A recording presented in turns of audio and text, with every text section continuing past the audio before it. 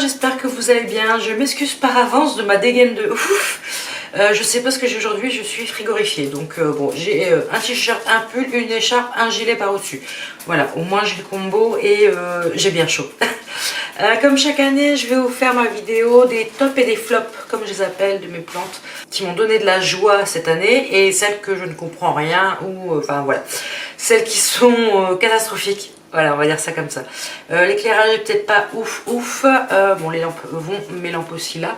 Mais bon, je pense que ça ira. C'est un éclairage un peu sur le dessus. Ça me donne un teint magnifique. D'habitude, je commence par les plantes, les tops. Je crois que je vais commencer par les flops. Je vous remettrai dans le petit... Alors, je sais jamais si c'est ce côté-là ou si c'est l'autre côté.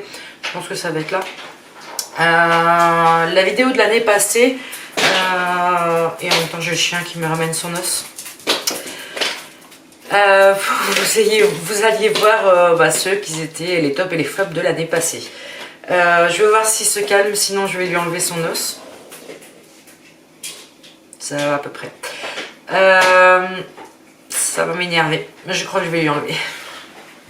Voilà, là il m'en veut un petit peu, mais bon, je pense que ça passera dans 5-10 minutes. On va commencer par donc les flops.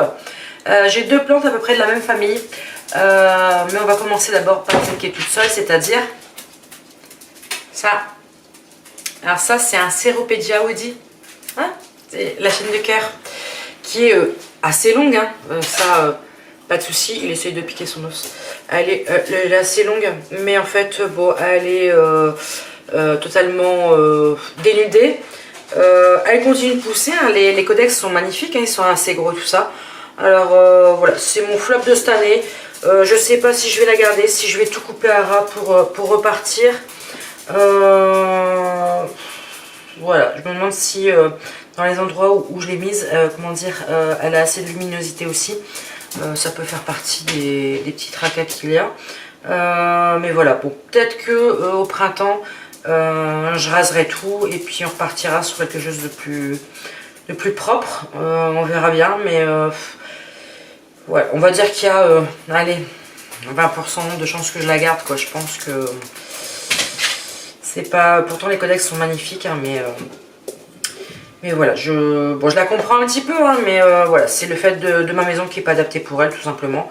Et des fois, j'aimerais bien habiter dans une maison un peu plus au sud pour dire que je puisse la mettre une bonne partie de l'année dehors, mais je ne peux pas. Donc, vive le nord. Donc voilà, c'est la première des plantes. Voilà, maintenant il m'a ramené son jouet. Qu'est-ce qu'il y a? Voilà, il m'a ramené son petit lapin. C'est son jouet. Je te le lance une fois, hein, mais on joue pas après. Hein. Tu veux? Oui? Voilà. La deuxième, alors ça fait partie de, comment dire, de moi aussi. Hein, c'est... pardon pour ces catastrophes. C'est la Nanook. La misère Nanook.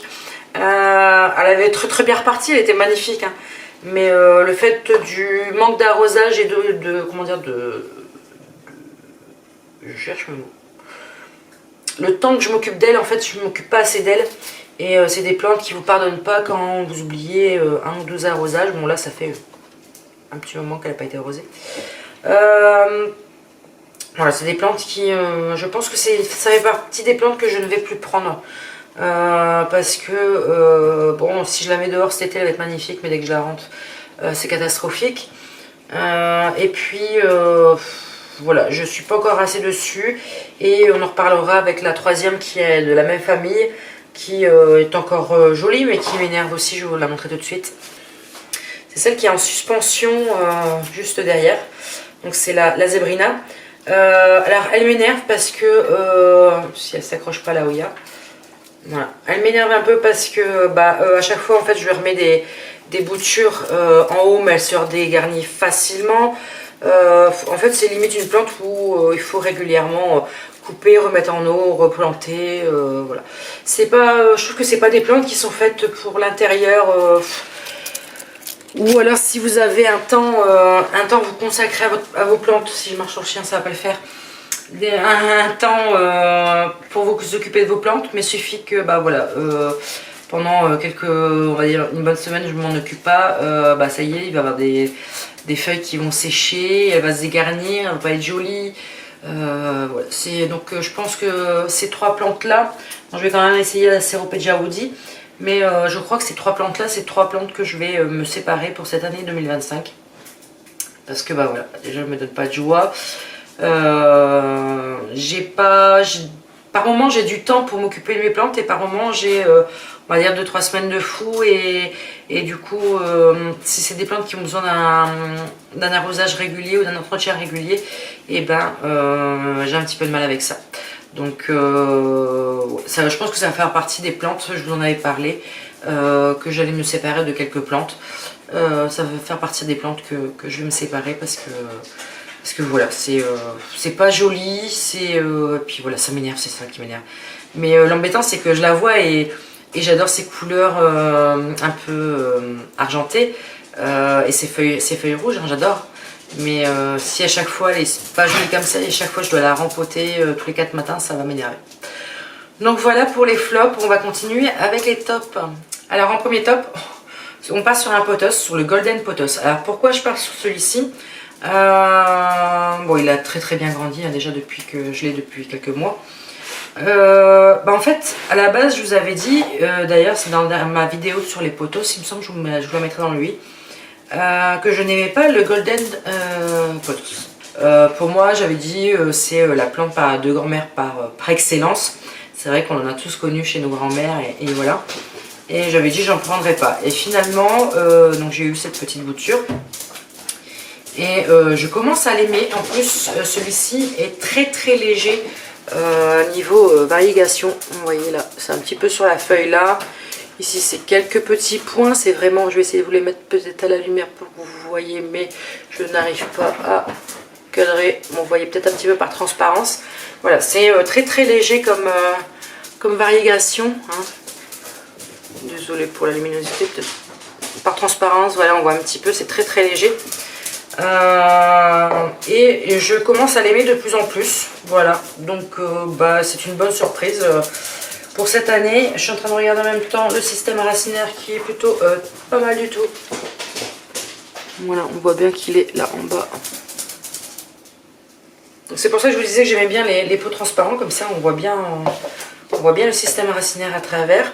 Et mon chien m'a ramené encore un autre jouet.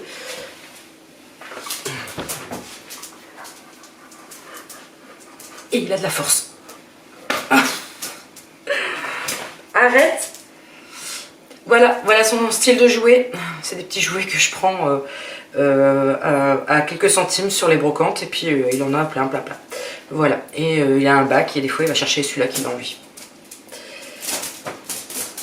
Donc oui, le Golden, c'est le premier des tops de cette année.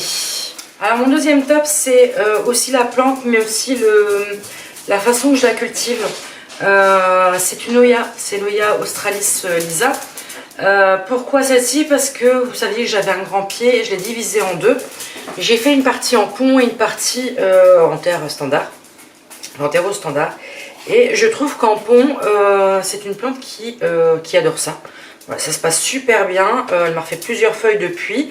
Le système racinaire, bon là il faut que je l'arrose parce qu'elle a un petit peu soif. Le système racinaire, vous voyez, il commence à sortir du pot. Hein. Il y a des racines un peu partout. Bon, au niveau luminosité, c'est pas terrible. Ah voilà, peut-être là. Vous voyez, les racines, il y en a vraiment partout. Donc c'est le système qui lui va bien, et du coup la plante me remercie en faisant des nouvelles feuilles. Donc ça, c'est plutôt pas mal. J'ai déjà essayé le pont sur plusieurs autres plantes, ça n'a pas marché. Bon, peut-être parce que j'ai pas la bonne technique non plus. Mais sur la Oya Australis Lisa, ça marche très bien. Et elle me remercie en faisant des nouvelles feuilles. Donc ça, c'est top. Et pour le troisième top de cette année, on va partir sur un pothos encore, d'ailleurs qui est un petit peu cracra, faut que je le nettoie. C'est le pothos Truby Moonlight. Voilà, qui ça y est parti. J'ai eu un moment où Willow,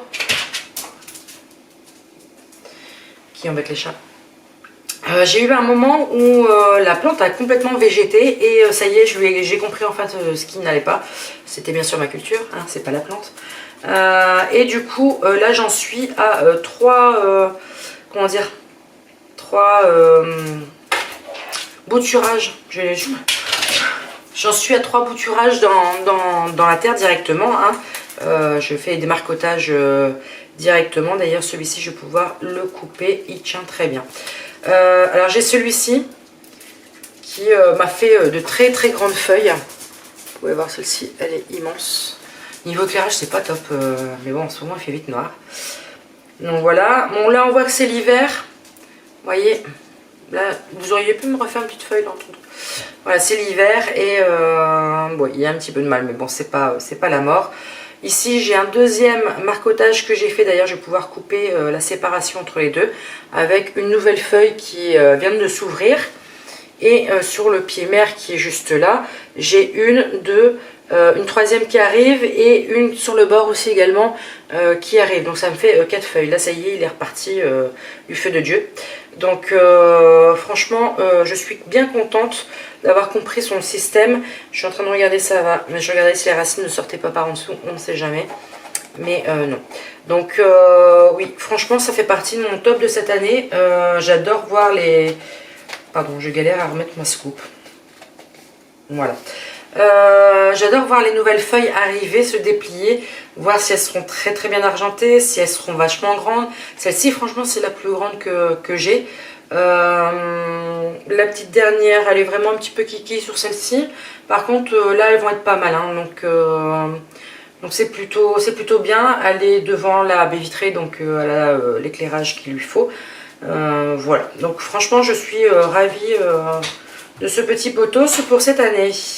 Voilà, j'espère que cette vidéo de mes tops et de mes flops de l'année 2024 vous aura plu. Bon, c'était une petite vidéo que j'aime bien faire chaque année.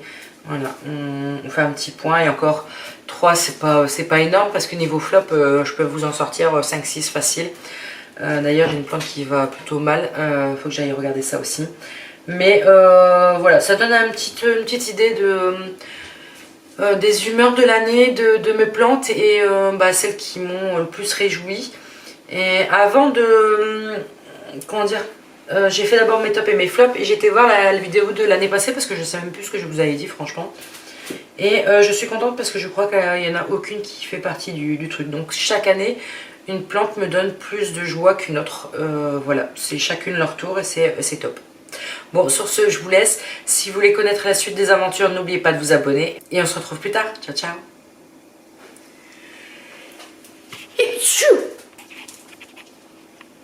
Ciao.